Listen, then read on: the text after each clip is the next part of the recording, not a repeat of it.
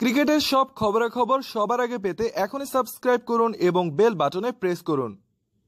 নিউজিল্যান্ডের বিপক্ষে বাংলাদেশের সেরা খেলোয়াড় সাকিব আল হাসান ওডিআই সিরিজের পাশাপাশি খেলতে পারেননি টেস্ট সিরিজের প্রথম ম্যাচ। আঙুলের চোট এখনও পুরোপুরি ভালো হয়নি তার, সময় লাগবে আরও বেশ কয়েকদিন।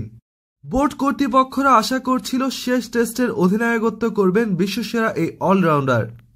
কিন্তু এবার দুঃসংবাদ জানালেন নাজমুল হাসান পাপন। তিনি জানান সাকিব আল হাসানকে আরও 7 দিন বিশ্রামে থাকতে হবে এবং শেষ টেস্ট তার জন্য না খেলাই ভালো। এ প্রসঙ্গে তিনি বলেন, গতকাল সাকিব আল হাসানের একটি পরীক্ষা করানো হয়েছে, সেখানে জানা যায় তাকে আরও 7 দিন বিশ্রামে থাকতে হবে। আমি মনে করি না সাকিব আল হাসানের শেষ টেস্টটি খেলা উচিত, কারণ সামনে বিশ্বকাপ আসছে। অথচ কদিন আগেই ঠিক উল্টো কথা বলেছিলেন নাজমুল হাসান পাপন।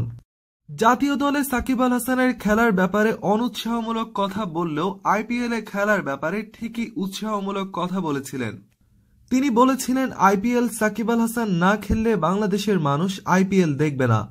অথচ তার আজকের এই বক্তব্যে ভক্ত সমর্থকদের মনে প্রশ্ন জেগেছে, সাকিব আল হাসানের ইনজুরি কি কেবলই জাতীয় দলের জন্য? এই প্রশ্ন শুধু ভক্ত সমর্থকদের মনেই নয়, সাংবাদিকদের মনেও জেগেছে। তারা সরাসরি নাজমুল হাসানকে এই প্রশ্ন করে বসেন। উত্তরে তিনি বলেন, আমি চাই সে আইপিএল এবং জাতীয় দলে উভয় জায়গায় খেলুক, কিন্তু পুরো বিষয়টা নির্ভর করছে তার স্বাস্থ্যের উপরে। সে পুরোপুরি সুস্থ না হলে কিভাবে আইপিএল খেলবে?